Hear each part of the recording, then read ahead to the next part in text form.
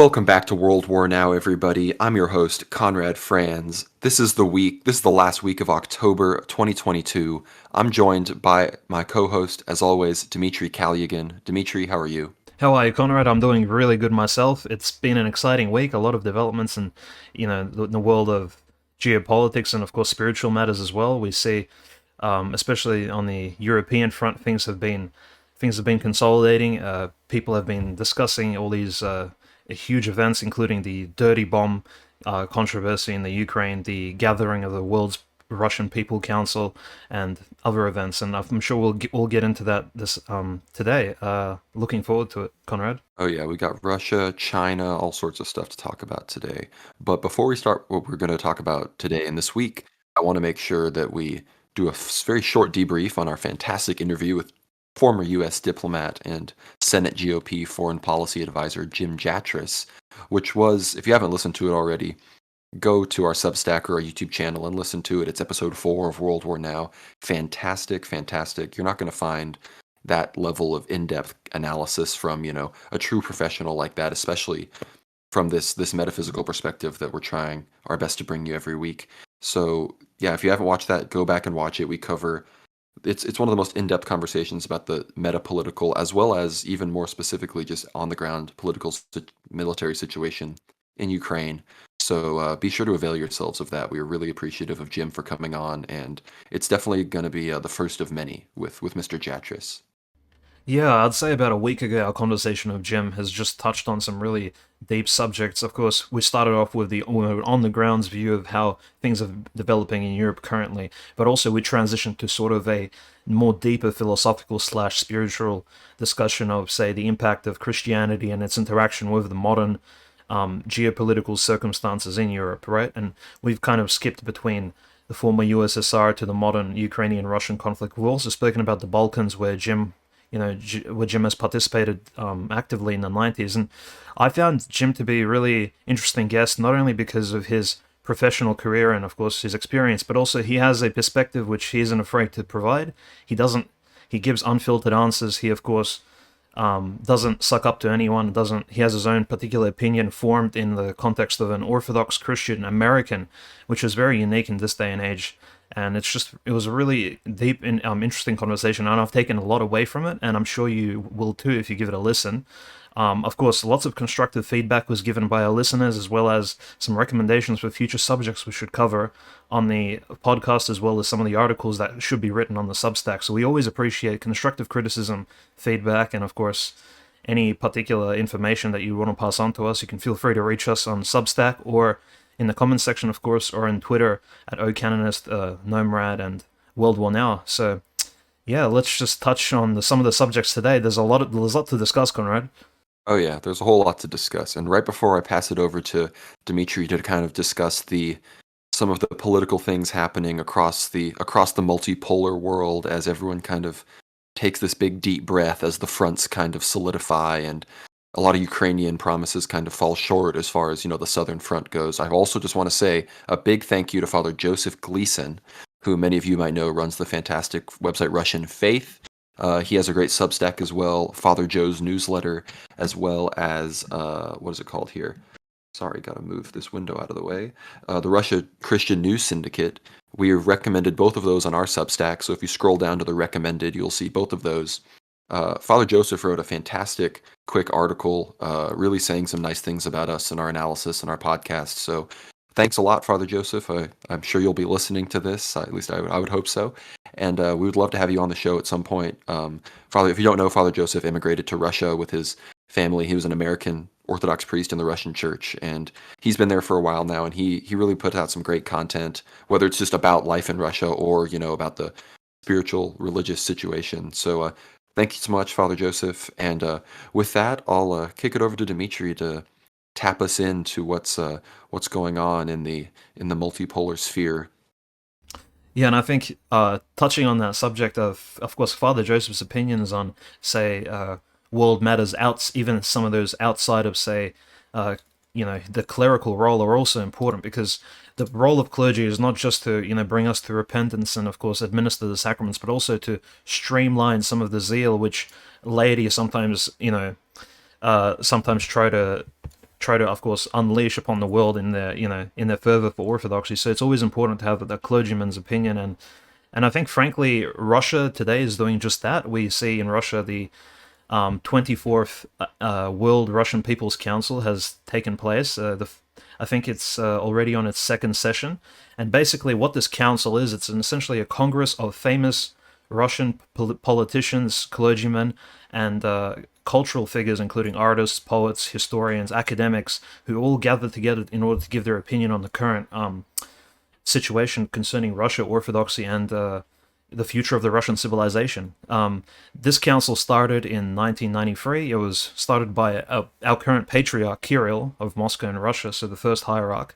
Back in 1993, he was a simple metropolitan, and just one of the many metropolitans in Russia, but he kind of essentially sort of made this his sort of project child of creating this place where laity can speak to clergy and work together in order to bring up these sometimes contentious subjects, especially if you can imagine in the 1990s when capitalism and rampant liberalism was tearing Russian society apart.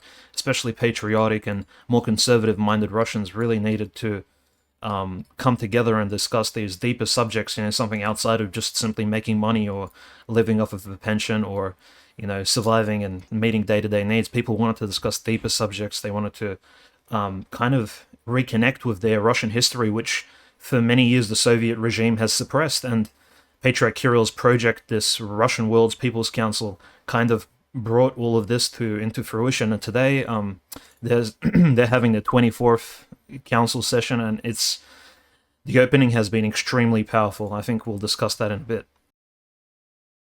Oh yeah, I'm seeing it's some very, we've talked so much about the civilizational move that Russia's making and how its expansion of territory really does mark a return to this age of empires, this world where states backed by their churches and their faith leaders was really how things were executed on at least on the European continent especially.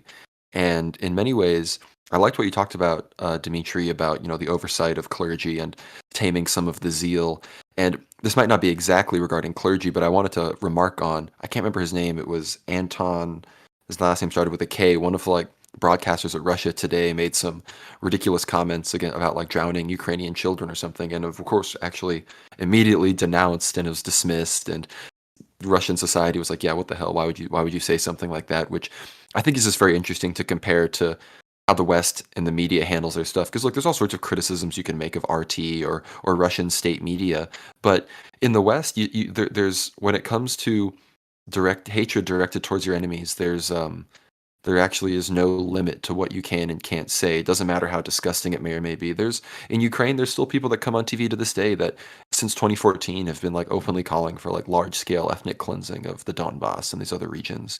And I just wanted to kind of lay aside that because we're about to Mm-hmm. get a bit into this kind of pillar of this growing institution in Russian society that is was started at the beginning of the Russian Federation by the current patriarch, as you said. And there were speeches there like Alexander Dugin. There have been Putin has attended it in the past. It's becoming this very relevant institution. But there were some figures that weren't there this year, and that was a bit notable. So if you wanted to maybe touch on that a little bit, Dmitry. So I just wanted to mention Anton Krasovsky. You mentioned him. So Anton's, of course, his comments have been absolutely disgusting. They've been everyone has denounced them, and just want to give you a bit of a background about Mr. Krasovsky. So he's a Russian journalist, literature critic.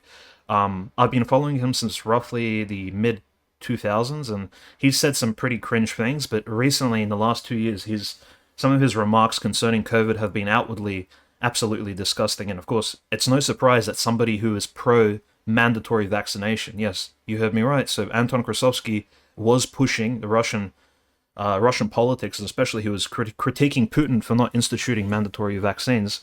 So Anton Krasovsky spoke out in favor of mandatory vaccinations in 2021, and now, of course, he's speaking out in terms of he wants to violently kill Ukrainians and claiming all these disgusting things. And of course, whenever somebody gives a speech or gives a talk, there's always some leeway as to the mistakes, or maybe they may say some unhinged things, but he's a professional journalist. This man's been working in this particular sphere for about 30 years. To allow yourself to say such vulgar and I guess such profane things in a time of war when already emotions are really hot is, I think, definitely outstandingly horrible. And yeah, it's no surprise that someone who is pro mandatory vaccination, who's pro state violence, is of course pushing for the killing of Ukrainian civilians. Of course, this has been absolutely condemned by not just Russian Orthodox people, but also the mainstream Russian political elites, and most people have already pushed back against Mr. Krasovsky. So he's just an outstanding, I guess.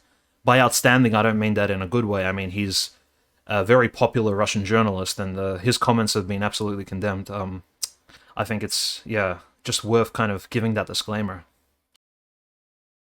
Yeah, I think they were trying to. A lot. The Western media was taking it and running with it, of course, because they'd finally gotten something that at least remotely resembled some of the stuff we've been seeing out of Ukrainian and even German, Polish, Lithuanian media for a long time now.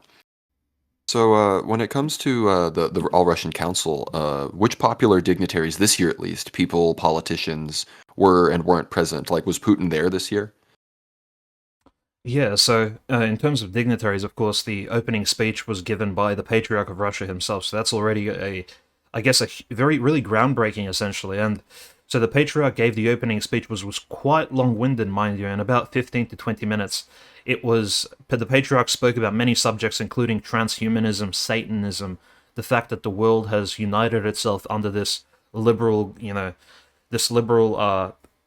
so-called nice guys of we're coming to save the world and bring prosperity. He basically debunked all of that, just as he did in his previous sermons, but he's underlined that. And I think most people in the hall already knew the subject he was speaking on, but he just wanted to underline. And of course, Patriarch Kirill leading the conference is a huge perk, I think, for everyone involved. It gives it a sort of air of legitimacy that, look, this isn't just like a forum of, like an internet forum, or a forum of people gathering to discuss some sort of ideas which will never come into fruition, and which will never eventuate. No, this is a live conference full of people who are active currently in, say, even not just in the lives of Russians, but in international affairs. And I think one of those dignitaries who was there was, of course, Lavrov. Lavrov chimed in on Zoom and gave about a 6-minute talk. And of course, Lavrov is the Russian foreign minister, so he is especially world famous for his state-of-the-art diplomacy, his interactions with world leaders, and of course his absolutely state-of-the-art realpolitik answers, and the way he approaches conflict and diplomatic affairs is absolutely outstanding. So Lavrov gave a speech, and in this talk, actually, what's interesting, Lavrov in his 6 minutes did mention that the fact that it's very disturbing to at least Lavrov and the Ministry of Foreign Affairs that Russian clergy in Ukraine are being harassed by the SBU and the Ukrainian government. Now, this is kind of, we spoke about this 2 weeks ago, that it's a little bit unprecedented that, say, the Russian military complex, the Russian government focuses on the affairs of clergymen and kind of, I guess, uses them as, not as a pretext, but mentions them as a certain element of priority. Remember, initially the special military operation was strictly about demilitarization, denuclearization, denazification. Now it's kind of transitioning to, well, we actually have to defend the interests of the church. And hearing that out of Lavrov's mouth was just outstanding. But besides that, of course, Putin unfortunately wasn't present, and I understand. It's probably understandable because there was already all these other great politicians and members of the parliament, and Putin was probably busy behind the scenes. Of course, Shoigu wasn't there, the Minister of Defense was not present.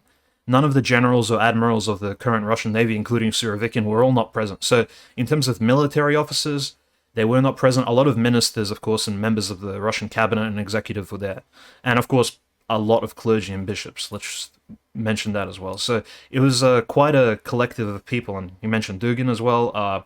The subjects they discussed are very pertinent. Of course, I found the subjects really striking. I'm sure you've listened to Dugin's speech and his mentioning of the fact that a certain Rubicon has been crossed, right? Like we spoke about that with Jim Jatras last week. We were talking about this before we went live as well. At this point, it's become clear that there's hasn't really been a, while in some senses the SMO starting was the crossing of the Rubicon as well. We already know that Boris Johnson in the West killed the negotiation attempts that were going alongside the initial attacks. And ever since what we're seeing now, even some people have been talking about the somewhat reopened calls with these dirty bombs between Shoigu, Lloyd Austin, that were if this latest attempt at diplomacy here doesn't pass, I think that then it's over. There's not going to be any kind of negotiated settlement here.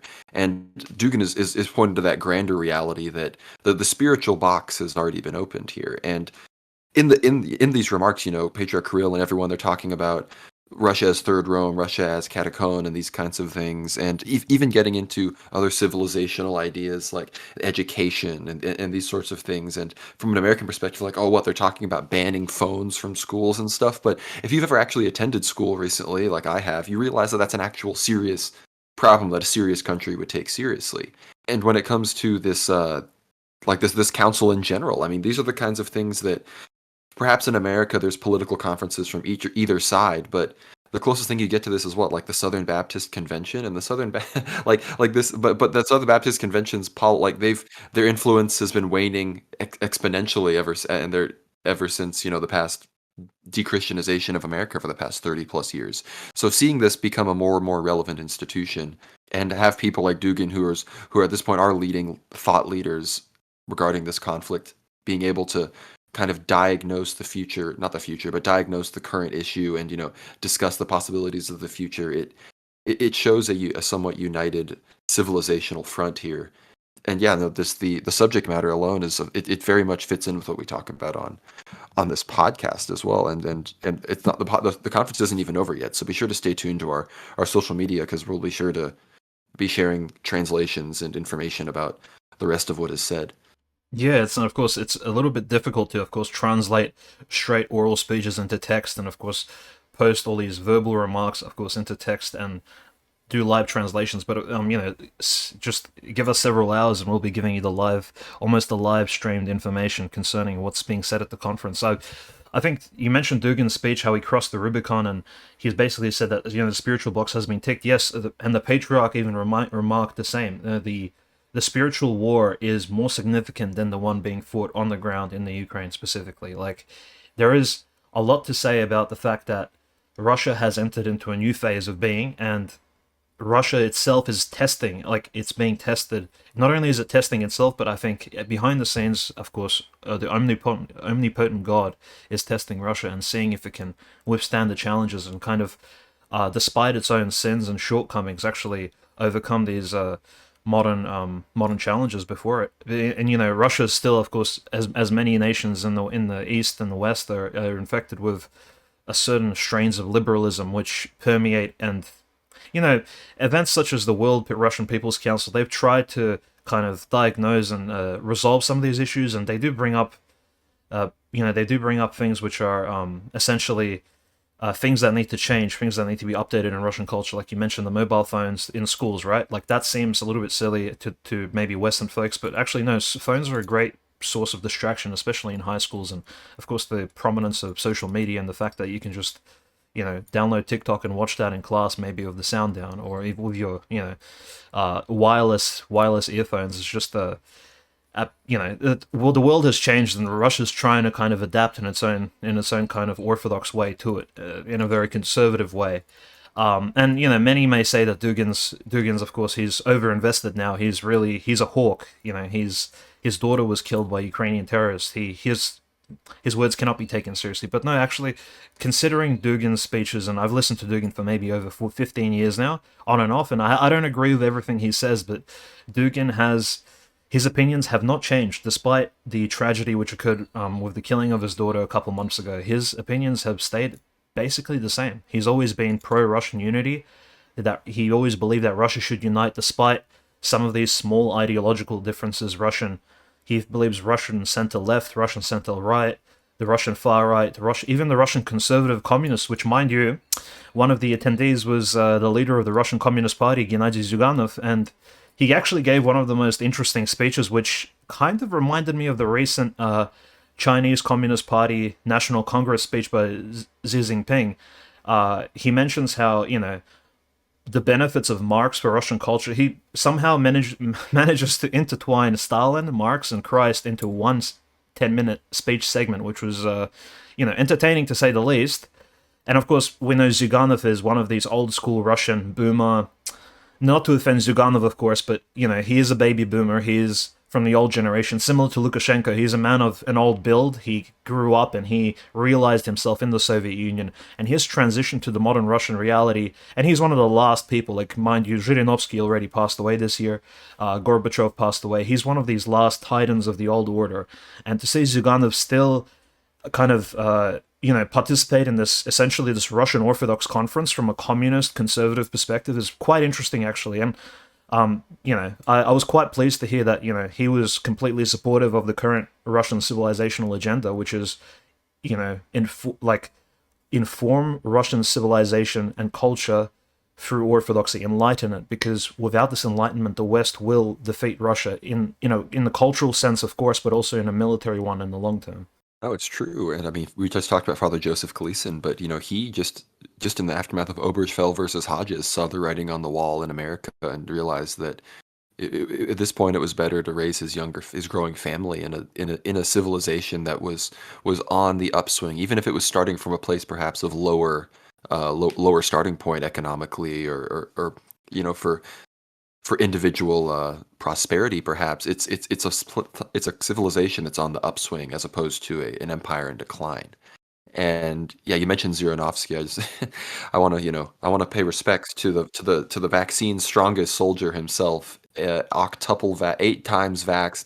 Zhirinovsky, died how he lived, really, really shilling for the vaccine. But he was a character, and he did do his part in revitalizing the Russian state. So I Mm, tip my hat to you, Mister Sputnik man. absolutely. And But no, go ahead. no, and I just wanted to mention that the Russian politics, as we get into the domestic matters, and this doesn't really matter, but just looking at the last 2 years in retrospect, we have these very particular opinions on, say, the COVID and on the vaccine. So we have Russian Zhirinovsky, who is the leader of the Russian right wing, right? Which is, um, you know, comedically named the Democratic Liberal Party of Russia. That is the Russian far right party, the Democratic Liberal Party. Okay, so it's led by this guy named Zhirinovsky. Now, Zhirinovsky, incredibly pro-vax, actually, had a similar stance to Anton Krasovsky. He almost wanted the state to mandate vaccines for everyone. He personally claimed to have been vaccinated 8 times before, mind you, even boosters came out. So he says he took 8+ doses of Sputnik, which, right.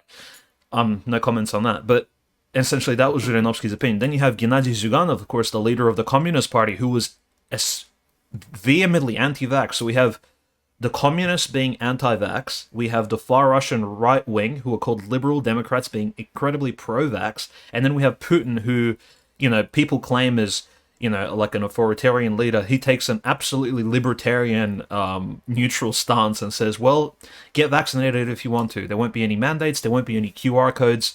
There will be some mask mandates, but even that was loosely enforced. So we just have this absolutely bizarre reality. Russia is just a completely different world in this COVID environment. And of course, now that we've kind of left the whole COVID agenda and the new thing has emerged, it's kind of funny to look back and just have a good laugh. Well, and I think it's very funny.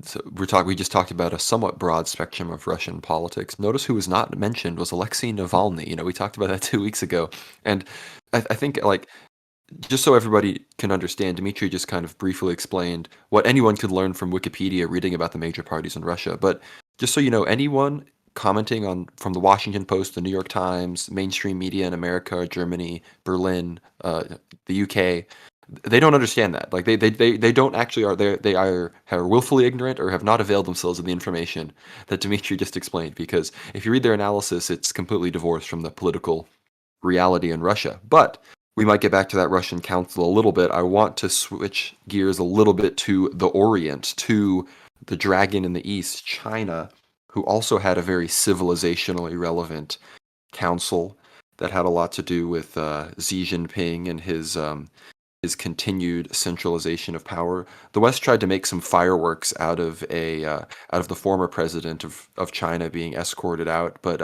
I'll get into that a little bit. But Dmitry he also had a bit to say about we're kind of drawing a connection here between these two big meetings in Russia and China, because they point to the broader civilizational spiritual battle we've kind of been discussing.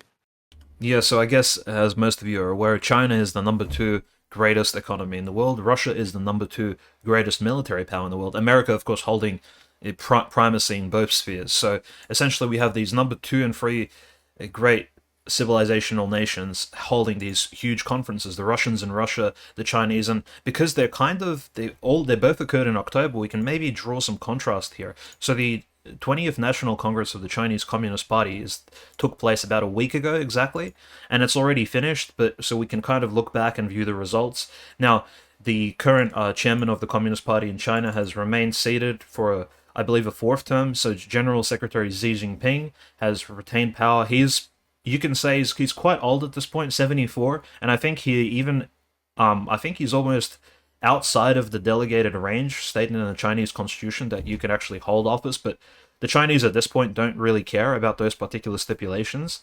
What they do care about is national identity, continued conservative policy nationally, and of course the pushing of Chinese interests both domestically and internationally. But mind you, in a very sustained conservative fashion. What we saw here was not the flamboyant and powerful speeches that even Putin gave recently in his, numerous addresses this year, but where he speaks about, say, multipolarity, international affairs, how the world order is changing. Putin makes these grand he paints the world with his own essentially Russian civilizational brush. Xi Jinping, no, he strictly speaks about China. He does not mention the word multipolarity. He does not mention China. I mean, sorry, does not mention Russia. He speaks strictly about China, and of course, I'm sure you've noticed this, Conrad. But Xi Jinping, as soon as he mentions Taiwan, and he says, "Look, we'd love to reunite with Taiwan peacefully through diplomacy. That would be our goal, but we could also reunite with it in a military way through a military solution." And of course, the entire Chinese Communist Congress gave him a standing ovation essentially, and the greatest applause that occurred that day was when he mentioned Taiwan essentially being militarily conquered, which was, brings me to at least, even though he was reserved in his statements, as soon as he mentions the one subject which the whole world speaks about in terms of China, China being the aggressor, the Communist Party upholds that, and they all stand up and give him an applause. So Yeah, no, this in some sense, this does show that there is China does have a bit more of a secure footing in the new multipolar world than perhaps Russia will. I would never go so far as to say that Russia is going to immediately become a client state of China, but for all sorts of reasons, some of them even just geographical, Russia is going to have a harder time being as independent as China is, if for no other reason than their cultural ethnic similarities with Europe. But I think it's just important as well to recognize. Oh, I actually wanted to mention the fireworks and drama that the West was focusing on about this, which was the former president of China, Hu Jintao, being escorted out by. Which I watched the video right when it happened, and it was Jack Posobiec that had initially posted it when I saw it, and it's like dragged out in front of everybody. And I watched the video, I'm like, okay, this could be a political statement, but he was politely asked to leave and then walked out, not in handcuffs or even being held or anything like that. So I left an open mind about it, and mhm. listening to Brian Berletic, who has a very very good opinion. He has a lot of good friends who are in China who have analyzed China for a long time, and he gave some background in the fact that there's all sorts of media reports about how Hu Jintao is there to show respect. He's extremely old for his like long term service to China, and that ultimately when he was walking in, he was also having some kind of health issues, and Brian just points out that this was obviously him being escorted out Mhm. because he was aging and having health issues. And it's also important to note as well. We were talking about this before, that there were no masks, at least the high-ranking officials. And now I'm sure they're all have their Sinovacs and all the things that they still have mandated there. But it seems that even in China, I think we're eventually going to start to see, even though in certain provinces they do still do the zero COVID enforcement stuff. You've seen the videos of them locking people in Costco when someone tests positive. But ultimately, I think in the next year we're going to see that begin to wane in China. And we discussed with Jim Jatras, the possibility of perhaps a dangerous, totalitarian system arising from China in the East, and we're very aware of that. But it's also just important to recognize that as of right now, from the perspective of the West, where it's not like we're in any immediate danger of being land invaded by China. This is more about how in the future our military is going to be forced to behave abroad, which is extremely important actually for the well-being of us here at Mm. home. But if you read, if you actually, I think most of you listening now will have read it. But if you're listening for the first time or just have caught the past few episodes, be sure to go back and read my article, the first article on the World War Now Substack, just called World War Now, and I talk about China in relation to the growing Orthodox civilization of Russia, and then the theocratic Muslim state of Iran. And I kind of reference China as kind of the National Socialist state of China. And in many ways, I tr- much like the All Russian Conference Dmitry was just speaking about, really is representative of the direction that Orthodox Rus is going. This conference really, I think, is a display of the social political religion of China in its neo-Confucianist, kind of neo-conservative Marxist overtones with this growing focus on the centralized person of Xi. In many ways, like much as many will say that communism kind of reformed the imperial spirit of Russians into this atheistic bastardized form. In many ways, CPC rule in China has done the same for imperial China, because imperial Russia, imperial China, they ended around the same time.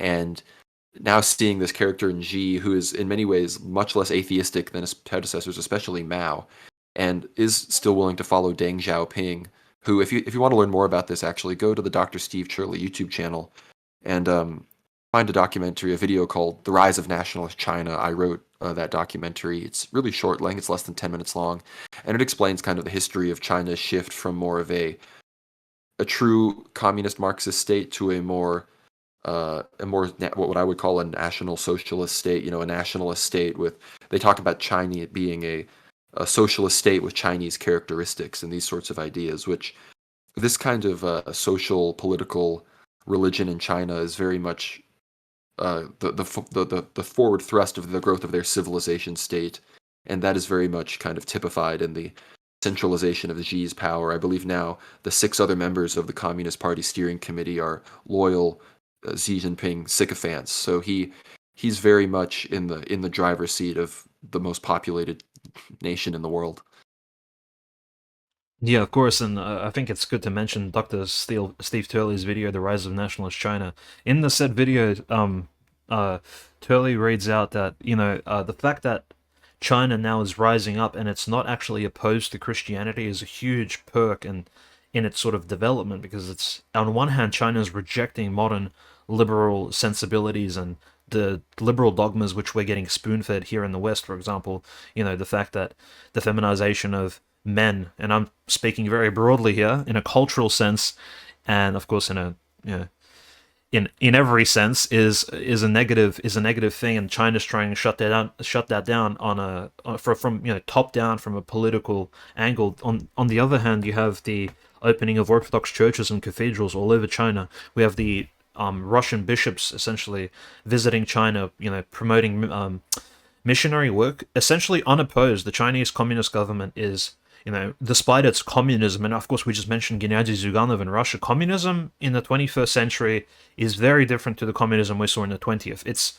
a bit more lenient on religion. I think we're seeing that across the board in almost every post-Soviet, post-communist nation. And so that's something to keep in mind. I think it's, as the world is changing, we need to keep our perspective open. And I'm not saying communism and socialism is good, but we do need to seek, and by we, I mean every person needs to seek, I guess, allies where they can, and they need to see, the good in certain systems, and, at least keep an open mind. So what we see in China at the moment is essentially a regime, and I'm just kind of discussing the Dr. Steve Turley video.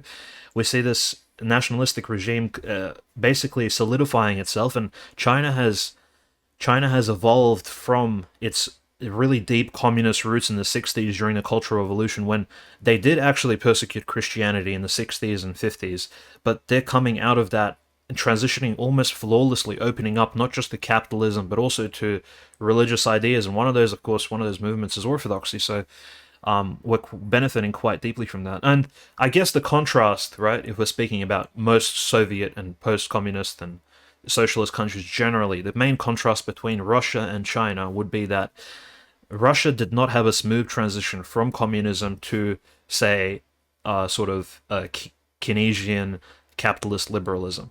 it broke. Russia's back was broken in the 90s. It did not have a smooth transition into, say, what we'd call the modern economic reality, into the neoliberal, world in which we live now. Russia's back was broken. It was desecrated, it was looted, and yeah, of course, many claim that the 90s were a golden age, but I think those people are in many ways deluded by the fact that, well, by their essentially liberal paradigm, believing that freedom matters above everything, and unfortunately it does not. And even the church has experienced many downsides in the 90s, and the patriarch Kirill and patriarch Alexius II of Russia did speak about this. So, but notice Russia and China. Russia underwent this broken back, essentially destruction phase, which now it's revitalizing itself, kind of bringing itself up out of the ashes like a phoenix. Hence, we see these huge Russian People's Council conferences giving these fiery speeches. It's kind of Russia's on this mission to re-energize and revitalize itself. Meanwhile, China has never had a it's really never had a unfortunate tragic phase in the last 80 years. It's just slowly transitioned out of this deep communism into a more conservative, Confucius, as Conrad mentioned, nationalistic reality with, some capitalist spice included there. But by capitalist spice, I mean China's a huge capitalist giant. It is one of the main pillars that the world economy essentially stands on at this point. It may even be the turtle on which the world sits. At this point, its economy is a titan that I mean, nobody can really subdue it at this point. China's free to act as it wills, and it's just interesting to see where China will go with this, because Russia's really going ahead at full steam, essentially just not slowing down. Meanwhile, China's taking a slow route, not mentioning multipolarity in its speeches, taking a very conservative opinion, still anti-Western in its, I suppose, designated long-term goal, but not really pushing the agenda. It's really kind of taking its time. I'm not sure if you're noticing these trends, Conrad, but that's just something I've realized, not just from Dr. Turley's video, but also from the recent speech of Xi Jinping. Oh, no, it's totally true. And you mentioned the fact that, China didn't have an equivalent to the 90s as Russia did, as it kind of transitioned out of, pure communism.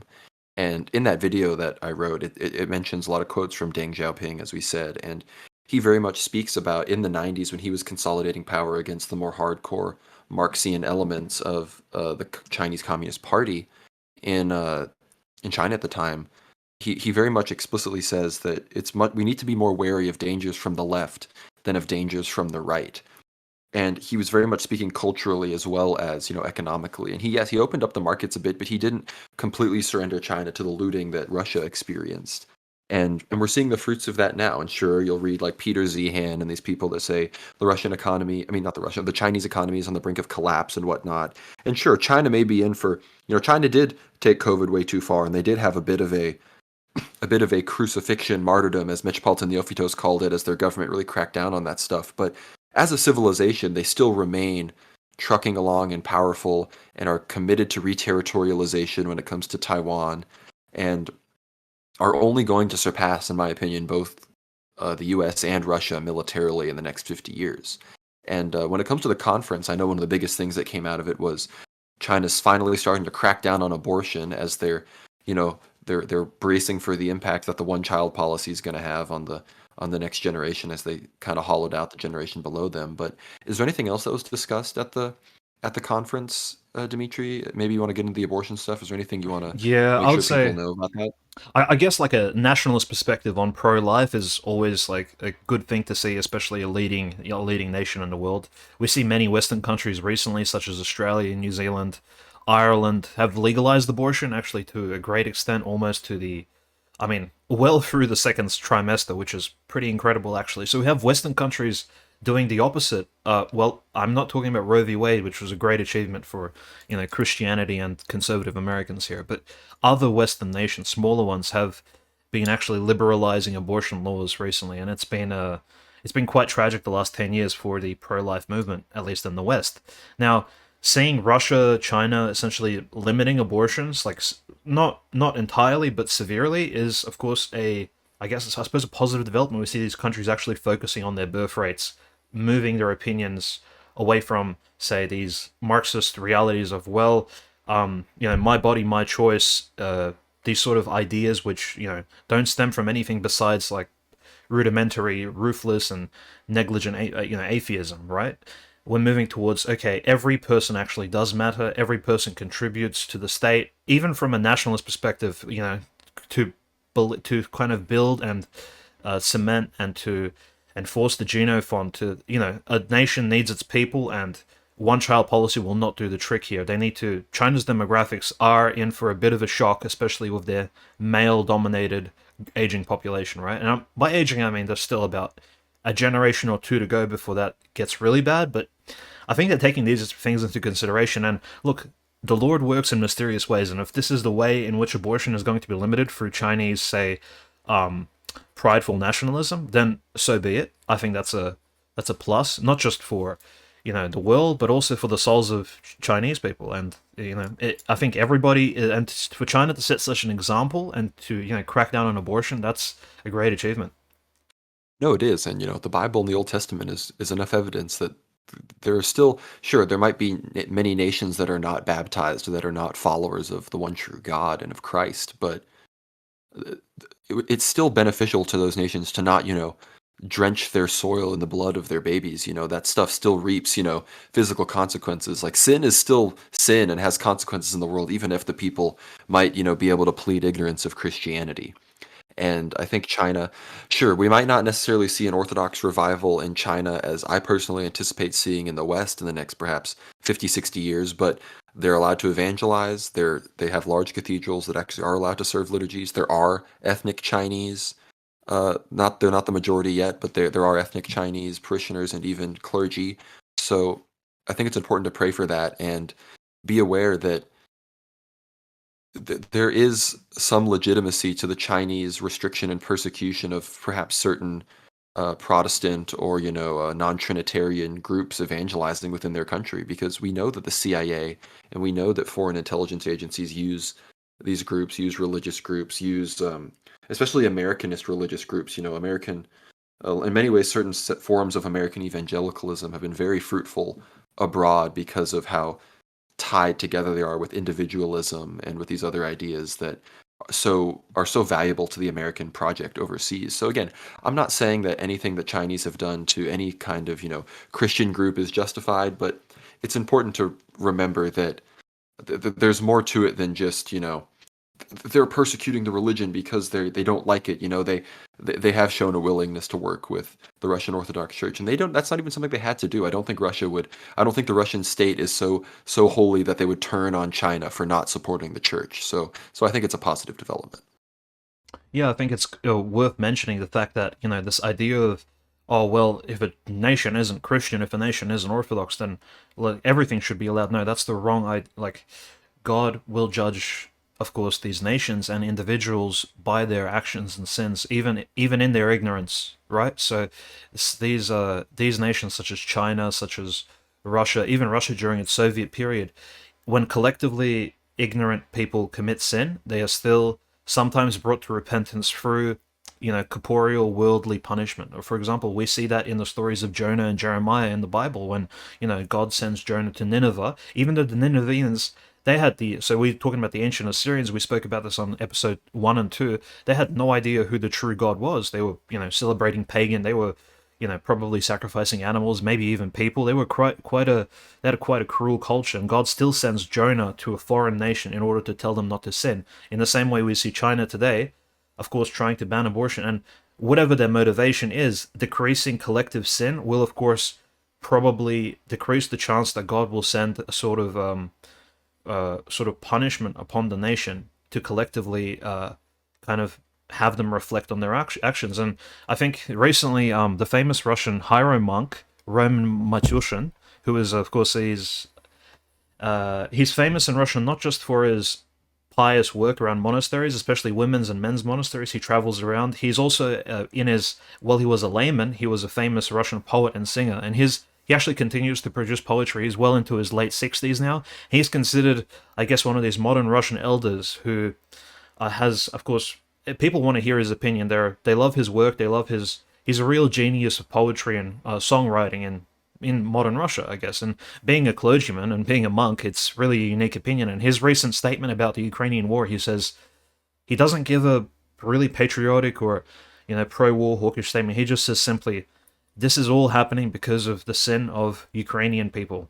He says, the degeneracy, lewdness, and other cultural garbage has brought about the Lord's wrath upon the Ukrainian land, and there will be no escaping it except for repentance. And even then, just as when King David married Bathsheba, of course, the punishment may still come, which, I mean, that's an incredibly scary statement from a hieromonk who's, considered, quite influential in the Orthodox Church.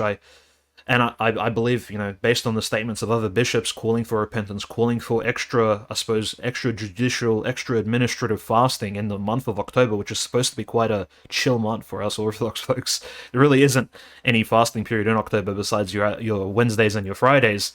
We have these huge figures in Orthodox Christianity saying that collective repentance is needed, or else, collective sin, people sinning in a certain, this is why I guess libertarianism, I'm kind of going off tangent, Conrad, but libertarianism really, as for all its perks, it really isn't a reflection on objective society. If you're a Christian and you have this idea that, collective, there's not collective guilt, but I guess it would be like a collective guilt. Wrongdoing could bring around punishment, not just for one person, but for an entire nation. And China avoiding that somehow through the Lord's providence is, I guess, a positive development, yeah. Well, even more than libertarianism, the danger that we see in the West that's so pervasive, and even I think you would agree, Dimitri, even in my personal life, it just being so inculcated in Western media, it's hard to let go of the individualism that gives rise to whether it be libertarianism, perhaps at best, or international neoliberalism at worst. The the civilization that us Westerners live in is very much geared towards making that everybody's default position. We're actually having a pretty in-depth conversation about this before we started recording about how if if a civilization that's religious and overtly religious rises up, it has a different kind of power because in many ways a lot of the people behind it have to they sign up for the religion, they are catechized, whether it be in something like Islam or Orthodoxy, and they then consciously and understand the tenets of their religion at least somewhat, understand their religious authority and follow it. Whereas when it comes to the neoliberal, smugness and authority of the West, it's sort of this naive belief that they just came to those beliefs objectively through observing reality, when in reality, a very carefully crafted media environment from when you were a child in the media you consumed then towards when you were an adult, that basically was meant to form in you this religion that you don't even know you subscribe to, which is individualism, the true a true lack of, in my opinion, what's fundamentally wrong with it, a true ontological lack of understanding of this, of the greatest commandment, which is to love the Lord your God and love your neighbor as yourself. And a true individualism ultimately leads one to abandon that greatest commandment, because I mean, what is libertarianism other than the codified lack of responsibility you have to your neighbor?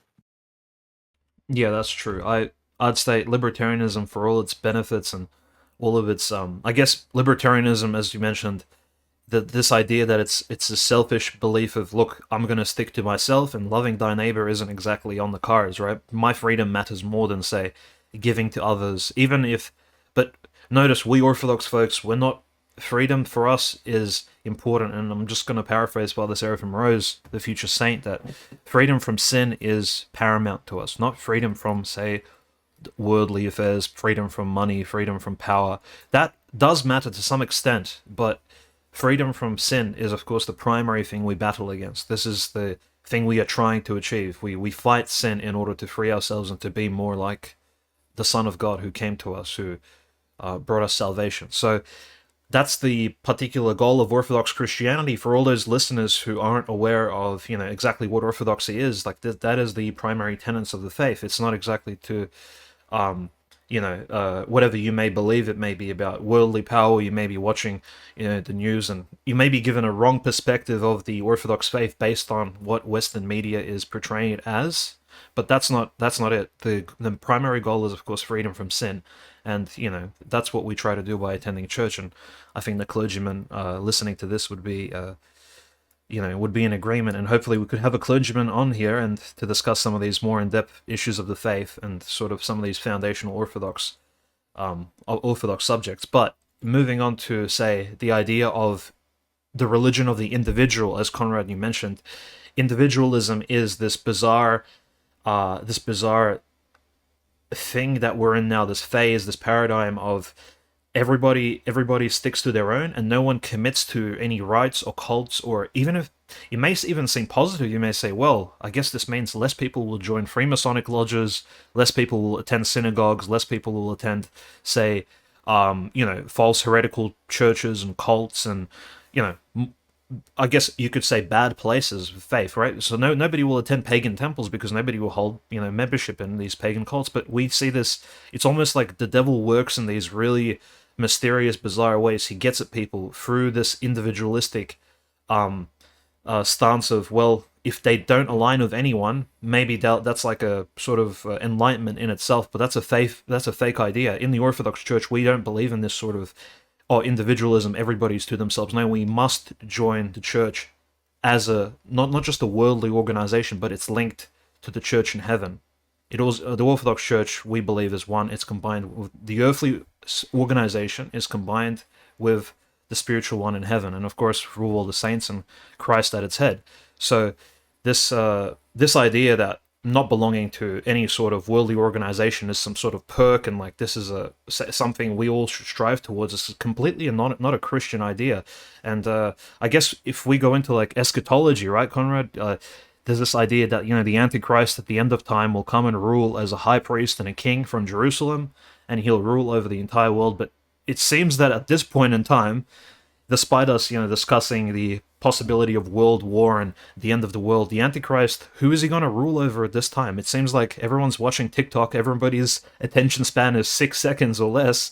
It's I don't even think people are ready to be ruled over by, say, I don't know, like their average mayor or even their father and the mother. It's like the devil right now is in almost like a different phase of operations. Like that is the strategy of collectively ruling people through a Stalin slash Mao slash Hitler figure has ended. At least now we're in this phase of complete, dissolving of any sort of ties, just a really degenerate sort of form of liberalism, which breaks us apart and and brings us. Of course, the goal is to bring us away from the church and make it harder for us to embrace Christianity. Well, I think many people would say that we're not necessarily at the end times yet, but the wheat is definitely being separated from the chaff. One example just being that in Christianity, we're experiencing a big bifurcation between just the true traditional world of Christianity in, forms of traditional Catholicism, Orthodoxy, and then on the other side, radical forms of Pentecostalism and these other New Age kind of Christian heretical cults coming out of the New World, and all the mainline denominations in between are kind of being hollowed out because the separation is really happening kind of on the spiritual level. And when it comes down to the individual versus the collective idea in Christianity, this isn't to say that like individuals in Russia and China are these places that aren't, perhaps you could say, infested with this idea so much that they're better or worse. It's just that they in many ways experienced many years of collective oppression that shielded them from this idea that then allows in many ways just anything to kind of come and reap fruit in the minds of the people of your nation, because as you said, they're not really ready to be ruled over by anybody. They're still being they're the fields of their minds, as you could say, are still being prepared for a seed that will eventually like kind of grow in a lot more people than one might expect. There eventually will be a big idea that, just the idea of the worldwide community and the United Nations alone is an extremely powerful step towards a one world government that people don't realize. Like, it used to be a national identity was something that was too big for people to realize. Like, for the 20th century, and definitely before the 20th century, the struggle was so much for these nation states to like stay alive, there was so much regionalism and so much localism that a national identity seemed too big and ridiculous and giving too much power to somebody far away. And now we already hear people talking about interplanetary unions and stuff, which stuff that's not even based in reality whatsoever. Like, this complete sci-fi garbage. But people are talking about shipping your sovereignty farther and farther away from you, and that's ultimately what like individualism. You think that you're getting sovereignty with yourself, with you as an individual, but in reality, you're just going to be able to ship it farther and farther away to somebody who will claim that they're going to ensure that you get to keep that individualism. But Yeah, I think it's digressing from this somewhat I'll let you finish what you said, but I was going to move on to something else after this Very interesting, actually, digression we've had about philosophy. No, yeah, absolutely. I think the distractions of cosmism and this idea of, well, you see some people on Twitter with locations set to say, the world or Brussels, or I'm a global citizen. Like, these people are already prepared to subscribe to a new world order type, new world order type government. It's just a matter of has it been presented yet. But I think, as you mentioned, we're not quite there yet. But order out of chaos is being established as we speak, and of course, the more chaos there is, the more old systems get swept aside, and something greater could be put in. As mentioned by Alex Jones for almost decades now, you can say. And I saw the funny Stone Toss comic this week about just like how are we going to pay for the money to Ukraine, and then the judge is like, Alex Jones, we have something to tell you. I guess Alex Jones will be paying for the Ukraine war now with his 2.7 trillion dollars. I guess he owes the supposed survivors of Sandy Hook. But moving towards that has to do with the question of freedom. Talking about who's free and who isn't. The Free State of Germany recently decided that they were going to take a step towards combating hate and whatnot. And this is a translation. I could not find an English language source for this. I wonder why. But I was translating this from German. This is from the Bundestag and whatnot. The denial and trivialization of war crimes and genocide is now punishable as incitement to hatred. The Bundestag tightened criminal law on Friday night without any announcement. This applies, for example, to the denial and trivialization of Russian war crimes in Ukraine, which I'm glad that I know, because I need to know this before I go to Germany, because if I'm being honest, I've done my best to steer clear of Western atrocity propaganda, so I need to brush up on the Wikipedia pages of some of these, supposed, I guess, massacres, because I might accidentally end up committing a crime. Well, yeah, and that's the inherent problem of these, hate crimes. It's essentially just a matter of subjectivity. It's like, well, who do you exactly offend by saying X or Y statement? Now, of course, in Germany, we know the old laws relating to the Holocaust and the denial of that sort, which is probably the most extreme. But mind you, Holocaust denial laws exist in Russia to this day. So it's not just Germany that those laws touch upon. Now, but the Holocaust is a subject that's been researched for decades now, and you can say there's a lot of work that's been put into it.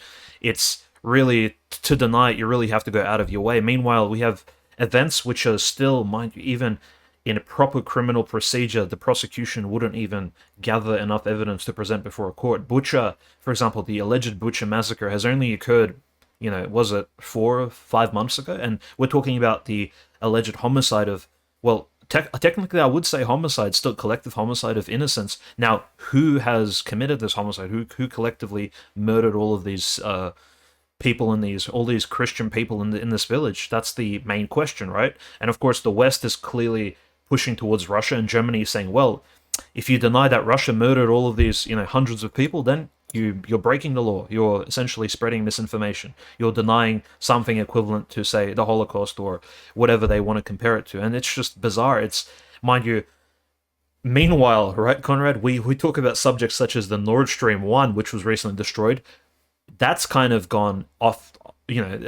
Somebody tweeted recently that Nord Stream, and I retweeted, and Nord Stream the subject has gone completely off the radar. Sweden has made all of its investigation completely not transparent. You cannot find out what are the updates, who blew it up. It was obviously a NATO country. It was not Russia. Which NATO country actually destroyed Nord Stream 1? Or was it Ukraine? I mean, nobody's really sure. And notice, that story is not pushed at all. You can't question it. I mean, there's simply no material on it. These investigations are still ongoing, and for Germany to actually push for, say, some of these alleged massacres, and yes, they actually are massacres, it's just a question of who did it, and for Germany to blame Russia and to say, if you oppose that, it's just, mind you, as from a legal perspective, this is just absolute garbage, and it's an encroachment on free speech in a country which is supposed to be about free speech, and in the European Union, which criticizes Russia for its alleged, constriction of free speech and being authoritarian. It's just completely comical at this point.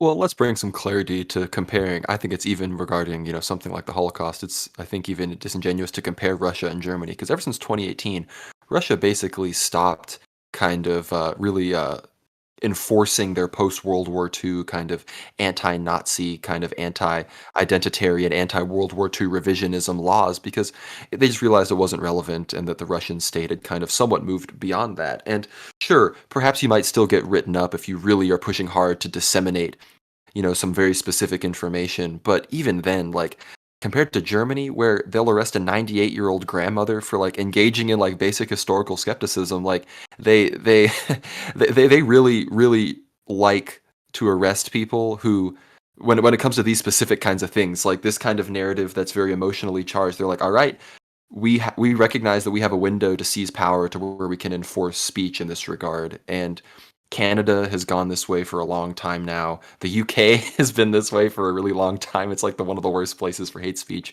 And the US is really one of the last places that you can honestly talk about some subjects at all legally and publish things. So I think it's important to recognize that as Americans and other people in a few other Western countries that might still be holding out a semblance of actual free speech, that uh, perhaps you Ukraine flag people that like free speech, be careful what you wish for with, punishing Russian bots and whatnot, because we might be getting speech codes in America if you don't careful up. Yeah, and of course, in the American context in particular, recently, the crackdown on free speech, or at least giving an opinion, and I don't want to say anything out of bounds here, because there's a lot of lawsuits going on right now. George Floyd's family is suing Kanye West, but of course, the Alex Jones lawsuit, the absolute, I'm not sure, legal travesty that we're looking at here in terms of civil suit, for the judge to actually order such a large compensation sum to be provided to the victims of the alleged offense. It's really unprecedented, Conrad. I think this is something where, look, Alex Jones is a proponent, he's a pusher of free speech, a libertarian, a person who wants to speak his mind, and for them to crack down on him through economic means rather than, say, like, force him into prison because he hasn't committed any crimes of any sort except, say, the civil offense which they're trying to charge him for. It's absolutely maddening, and people have been speaking about it. Like, people are saying, well, Alex Jones, maybe he deserves a fine, but a fine of $1 billion, Conrad. How is this even possible? Like, yeah, it's flabbergasting. Well, no, and it shows, like, I mean, who knows if who knows what lawyer got in touch with George Floyd's children to, sue Kanye. I'm sure we know who they, what, I'm sure we know what religion they subscribe to, but I think it's important that we realize that these are like a connect, like the Kanye thing probably wouldn't have happened without the Alex Jones thing. And these legal and financial forces are really, they make sure to like set precedent and then act on it. And they are able to act on a very unified front very quickly across legal, financial, judicial means.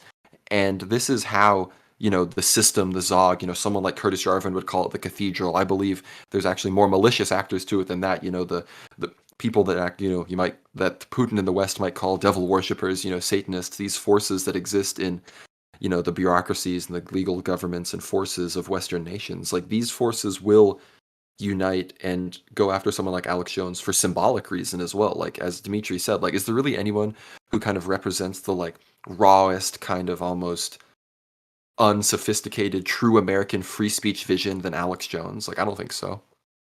Yeah, I mean, the only figure right now who's kind of sitting on the sidelines, like we've seen Andrew Tate get shut down, regardless of, any particular person's opinion on him. Andrew Tate did speak his mind and he got completely shut down. I think the only great figure that's left still standing, I guess unfiltered, is probably Joe Rogan. And I guess it depends really who Joe Rogan brings onto his show. Like, at this point, he's on Spotify, he seems protected, and this kind of goes into that idea of these great figures of free speech in the West. How much freedom do they actually have? Who of them will survive into like deep into the 21st century, completely unbanned, completely uncancelled? We see Kanye's getting cancelled now.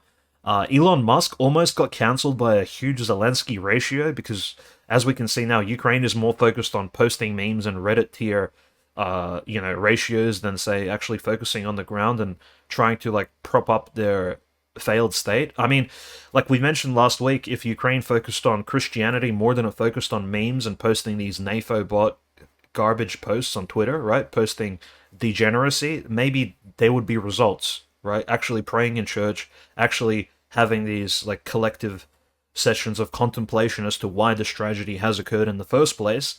maybe that would have results as opposed to, ratioing Elon Musk on Twitter. But anyhow, Elon Musk actually getting a hold of Twitter now, finally solidifying that deal, will probably move us into, I suppose, a maybe like a fortified. I guess it will give us some sort of a platform where people could somewhat speak their mind. In the recent few decades, it's been pretty bad. Yeah, no, I think, I think we're a bit biased. We're big Twitter heads. We like the ability to both have a good algorithmically secure timeline with our friends, as well as occasionally, dip our toes and engage with really, really silly blue checks or like swarms of obnoxious NAFO bots. It's why places like Twitter will always unfortunately be more fun than places even like Gab or Truth Social, which I respect. I have a lot of respect for Andrew Torba and what he is doing over there. I've been actually posting some of our links on World War Now on Gab, but at the end of the day, 90% of the people on Gab basically agree on most issues. So it's very having a place like Twitter where, for better or for worse, lefties aren't that not that many lefties are going to actually leave Twitter when Elon Musk takes over. So having this place that is actually a true, at least somewhat sample of, worldwide opinion, has all of the relevant public figures verified on there, and then have it be a true free speech zone, like we'll be able to see something akin to like, 2011, 2012, 2013 Twitter, and like someone like me or Dimitri could unironically, ratio the president of Poland or something like that if some of these algorithms and bots get cleaned out. Yeah, I think it's safe to say that, like, as these world events occur, like as the war in Russia develops, as maybe China moves into Taiwan, or maybe reunites with Taiwan for diplomatic means, I want to see left and right wing opinion. Like, if you recall, Conrad, before the was it when the recent Antifada happened between Palestine and Israel, right? There was all these opinions, left wing people posting anti Israeli things, and then, of course, left wing Israelis posting anti Israel content, and then right wing evangelical, right wing conservatives posting pro Israeli content, and kind of Christians kind of standing on the sideline. Although recently, I think the Israel's opinion on the Russian-Ukrainian conflict has been pretty positive in terms of not getting involved at all, which is, I think, the sensible case for any country, including, say, especially developed Western nations like Saudi Arabia not getting involved. Like, there really shouldn't be any support for either side if you are unrelated to them. It's in my opinion. Like, if you're not related to Russia or Ukraine in any way, really you shouldn't be participating in the conflict. I think that's a little bit far-fetched. So I do agree with Israel's stance here, but as world events heat up and these diplomatic actions are taking place and possible conflict, the show is called World War Now. We are watching geopolitics unfold in real time, right, and commenting on them as these events unfold. To have a platform where we could actually interact with left wing as well as right wing opinions and kind of see who wins out in the end is, I think, an incredibly positive. I truly think it probably is an arena of free speech. Hopefully, that's what Elon Musk, makes us makes it his goal to create such an arena, like a where the best ideas win out. And yeah, I'm really looking forward to it. And even if Elon Musk himself isn't necessarily what you would call a good actor and is really just using this as a chance to consolidate tech, he talks about the one app, the X app, that'll have everything, which anyone who understands, technocratic globalism will be a bit skeptical of an idea like that and a bit wary. But we talked about this with Jim Jatras. Metropolitan Neophytos had his interview with Orthodox Ethos where he talks about how, St. Porphyrios prophesied to him that the technology of our age, the internet, which wasn't really unknown in the early 90s, would allow him to amplify his message of repentance and then ultimately just the message of orthodoxy. And so I directly see this kind of shooting back in of free speech back into the internet space as a fantastic opportunity for the truth of orthodoxy to spread, both because of the political situation as well as just we've talked about it before, like the soil of people's minds is ripe for seed, and we need to make sure that they hear the truth of the gospel before they hear something that might lead them towards a technocratic, satanic future. Yeah, like, I think recently the idea that the story about the dirty bomb in Mykolaiv, right? And this, I actually think there would probably be something of substance to this theory. The fact that, Defense Minister Shoigu actually spread the news, or spread the word, contacted multiple ministers of defense in the span of a few days, right? And kind of, we don't know what they spoke about, but the fact that this story has been escalated across social media into actual real political events and decisions, I think that's kind of a testament to the fact that, yeah, the information still spreads incredibly quickly, and it's just a matter of people, reacting to this news and how it's perceived. And well, everyone perceives things differently, as we've discussed on World War Now, the previous episodes. Everyone comes from a particular perspective. Muslims see it their way, Jews see it their way, Christians, of course, have their own unique perspective depending on the denomination. But we Orthodox folks, we see things from our particular angle, and we stick to that. We don't necessarily skip, jump ship, and act liberal about things. But yeah, the recent Dirty Bomb story is probably the largest. I'm not sure what to call it. It's I guess it's been kind of blown out of proportion by either side. We see it kind of pushed up to the forefront in Russian media. Russian talk shows are just going absolutely crazy, claiming that the Ukrainians. And let me just give you some backstory here, I guess, to the listeners. There's a city in Ukraine called Nikolaev. Mykolaiv, essentially, the Russians have claimed on their end first that the Ukrainians were setting off a false flag bomb. A nuclear bomb would be set off inside the city. Now I know this sounds like something out of Batman, Bane, setting up this terrorist act, but the Russians did actually claim this, that the Ukrainians would blow up a bomb in their own city and blame it on Russia and start essentially World War III. Now, this accusation has quickly moved on to, say, different various ministers of defense calling each other. Zelensky, of course, openly addressing this over a Zoom call, telling his people that, look, this theory is absolutely fake. We're not planning. We don't have any nuclear weapons at all. The fact that Zelensky addressed it is, I think, a little bit. Yeah, basically, the story is really spoken about. It's quite bizarre. I think the fact that nothing is coming of it in the end is probably means one of two things. Either the Ukraine was actually planning to blow up a bomb in Nikolaev. If so, the Russians spreading this news over social media, kind of preparing the public opinion for it, will maybe even prevent the false flag in the first place, right? And two is that maybe this was just an absolute misinformation campaign by the Russian side, and it's just kind of a propaganda piece, essentially trying to villainize the Ukrainians further. In which case, it's a little bit hard to discern which claims are, which claims are actual propaganda villainization tactics and which claims are true, because as we know, the Ukrainian side spreads its own sort of array of misinformation, and they actually have committed atrocities throughout throughout the last 8 years, frankly. So Russians claiming something extraordinary like this doesn't necessarily come off as a lie at first glance.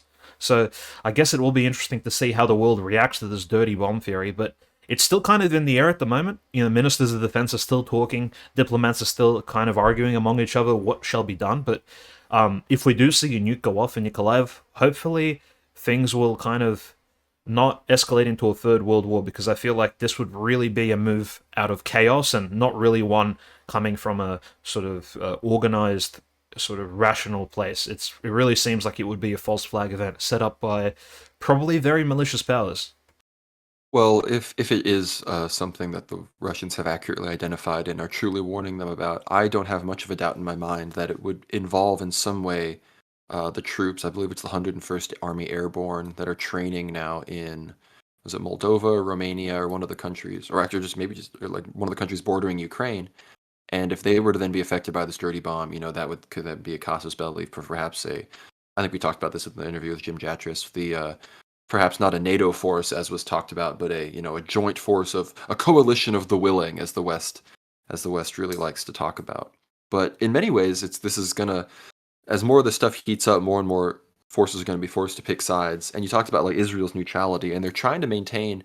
In many ways, is also their government ever since Netanyahu has been this bizarre patchwork coalition of ultra Zionists and moderates. But they're trying to maintain a frame of neutrality, but I've seen all sorts of reports that they have finally started covertly sending Ukraine anti-missile systems and certain air defenses, which if that does come to light and the Russians do verify, that's going to be extremely interesting. And on that same front, I mean, Egypt, who's historically one of Israel's primary adversaries, they've announced that they're doing full de-dollarization. Their central bank is fully trying to abandon the dollar, which I'm sure we'll start to see regime change attempts in Egypt at some point. But please remember, Egypt is a huge military power, a very large population center, of course, controls, the Nile River and everything, very important. And then, of course, that even could bring in the Ethiopia conflict, which we're hopefully going to have at least part of an episode in the future about. But as more of these ideas of nuclear bombs, dirty bombs, and the conflict continues to go on without, negotiation, more of these countries like Israel are going to be forced to bend towards the will of I guess the global order that they've benefited from so much. Yeah, I think not many countries are going to be left actually to choose or to at least stay in the neutral area, which Israel has been fortunate enough to sit in for this little time. I think countries are going to be forced to choose essentially between Russia or Ukraine. Already, so many hundreds of billions of dollars have been provided to Ukraine in both humanitarian as well as military aid.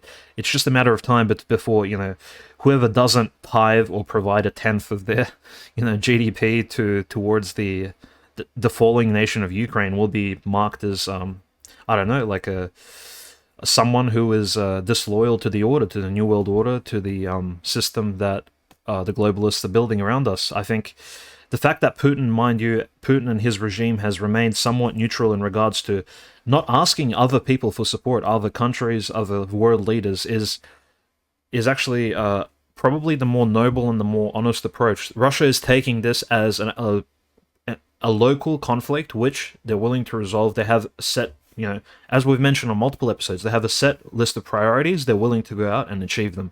It's not a matter of, say, having everyone involved. It's not a GoFundMe. It's not a collective quest against certain against the. It's not a world conquest thing that's going on, which they're trying to paint Putin as if he's going to conquer the entire European Union, but it's simply a fight over, firstly, Donbass and the people there in Donbass to save them from genocide, which, we've seen the Ukrainians push this issue. And by Ukrainians, I don't mean the average Ukrainian person, I mean the extremists, the hardcore liberals, the neo Nazis, right? The people who are actually pushing these agendas. And I'm sure the Israelis feel the same about the radical Palestinians, and the Palestinians feel the same about, say, the radical Israelis. And mind you, from the outside, we may not even understand the perspective of either side of any of these conflicts without actually being on the ground. So that's why it's always good to have a bit of an objective view and at least to view the conflict through your particular religious stance, like kind of measure it up against your religious and ethic views. Does this particular do these actions of said politician measure up to say what the gospel or what the church fathers say? Does this measure up to say what is written in the Quran from the Muslim perspective? Are Kadyrov's actions reminiscent of, say, I don't know, some of the previous Sunni leaders in Islamic history? You can kind of grasp world affairs, grasp the legitimacy of modern leaders by these religious standards. I think that's a continuing thing we need to do, and we need to continue to reflect upon. And you mentioned Netanyahu and his coalition in Israel, and I'm sure conservative Jews have various opinions on Netanyahu, but his support for, say, I guess, conservative Judaism is really what is kind of holding the state of Israel together against this, as you mentioned, these growing Islamic powers. And right now, at the moment, they're at peace. This Egypt is seeking an independent, an independent economy. We have the Hijaz, the Saudi Arabia, essentially building up its power. And what's going to happen in the future, especially with the rising oil prices? Like, Israel will be met with these, essentially, these foes which have a different political as well as religious identity and religious objective in Israel, in the land of the Levant. I mean, again, I think people could piece together enough of my written and spoken analysis for me to say that I see Israel siding with the Turks and ultimately the rest of the Islamic world likely going against that specter when it comes to a possible Third World War where each of these zones are forced, to pick sides and everything. And it's so important that you talked about how it's not just that you should look through everyone should try their best to have a cohesive worldview that can cover, metaphysics, ethics, these sorts of questions. And I think geopolitics fits into that, at least as a subcategory of, the philosophical kind of questions of our time and the questions that people will come over in their lifetime. But when it comes to the Orthodox perspective, which we on this podcast don't just seek to inform you of, but at least me, I seek to convince you that you should adopt that paradigm to then thus on your own interpret geopolitics this way, is all these conflicts. Perhaps the Russia-Ukraine one requires a bit more nuance because there is this schism involved. But especially when it comes to like the authority of Israel and Palestine, the Orthodox gives us the vantage point of not being forced to side with, the Israeli government or Zionism or the Palestinian Authority and Islam. We have the luxury of just being able to support the Patriarch of Jerusalem and being able to support the preservation of holy sites there and then support the growth of Christianity, which unfortunately has been, in decline compared to the other two, major forces of Islam and Zionism. But that's just a good example of how, in many ways, a dialectic that's been formed in the public consciousness can be, ignored because of the Orthodox perspective. And we're getting close to the end here. I want to give Dimitri the opportunity to maybe wrap us up a little bit, tie it back to the what we talked about at the beginning with the conferences, and then we're gonna land the plane. Yeah, I think it's just I think it's quite striking that both of these events essentially occurred in October, and we have these two world powers solidifying themselves both nationally as well as ideologically, kind of looking forward. Meanwhile, in America, we see completely zero, an absence of response. America is ignoring both the Russian conference as well as the Chinese Congress. They're not commenting at all. Joe Biden's speaking about his third or fourth booster at the moment on Twitter. It's just a complete disconnection from reality. And of course, we have the midterm elections coming up in the United States, so perhaps the politicians are busy trying to, campaign for their seats. But just I guess the reaction of the first world power to, say, Russia and China solidifying themselves, building up this internal cohesion among themselves in both an ideological as well as cultural fashion, as we're seeing now currently, is really staggering for me as a person who views America as still an incredibly powerful element and player in world affairs. I think America's opinion really does matter, and America not providing that opinion in said context, but in these particular circumstances, is really staggering. And of course, certain American scholars are posting articles and journalists are commenting on it, but just the absence of just the carefree attitude that the Biden administration has had towards Russia and China has probably allowed Putin to actually intervene in Ukraine in the first place. Like, would Donald Trump, with his powerful rhetoric, have allowed this? Probably not, frankly. And would Trump would allow, say, Xi Jinping to actually, I don't know, maybe push Taiwan, at least rhetorically and probably even militarily in the near future? I would say probably not. So I'd say American domestic politics seems to impact world affairs a lot more than we can even imagine. So, kind of in conclusion, the World Russian People's Council is still in development. I would recommend you follow myself, Conrad, as well as World War Now. We'll be posting a lot about it, as well as some of the conclusions from the Chinese Communist Congress and the implications that may have on the future of not just China, but Taiwan. I think there are some summaries that need to be made, and people need to kind of get their heads around the fact that, look, China's not just a sleeping giant anymore. It's an active player in world affairs, and so is Russia. And, you can see some of the speeches and summaries that we've been talking about for the Russian World People Council. Like, these statements are powerful.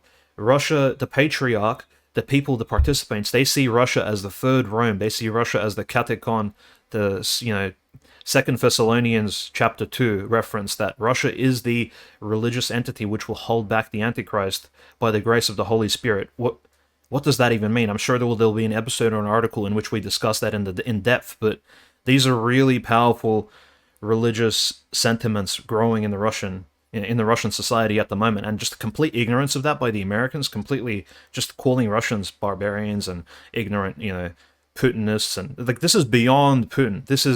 Putin is simply a servant to this particular civilizational message, which is right now being spoken about at the World Russian People's Council. So, and it's the fact that it's just being ignored by the West or being ignored by mainstream Twitter news is frankly surprising. Like, it is really undue. No, I agree, and I think this was a really good conversation. I think be sure to follow us on Substack. Like Dimitri said, we're going to have a lot more articles coming out. worldwarnow.substack.com. Subscribe to us on YouTube, World War Now. Follow us on Twitter, World War Now _. Follow us on Telegram, World War Now, Tele, Tele. And yeah, pray, ask for the intercessions of the saints of the Boxer Rebellion for the conversion of China. Ask for the intercession of Saint Lawrence of Chernihiv, Saint Paisios, Saint Porphyrios, these prophets of our time. Yeah, and be sure, like I said, follow us on Substack, YouTube, all these places. Again, pray for peace. Pray that these times might not be so bloody as perhaps they are. And with that, have a good week, and God bless. Goodbye, everyone.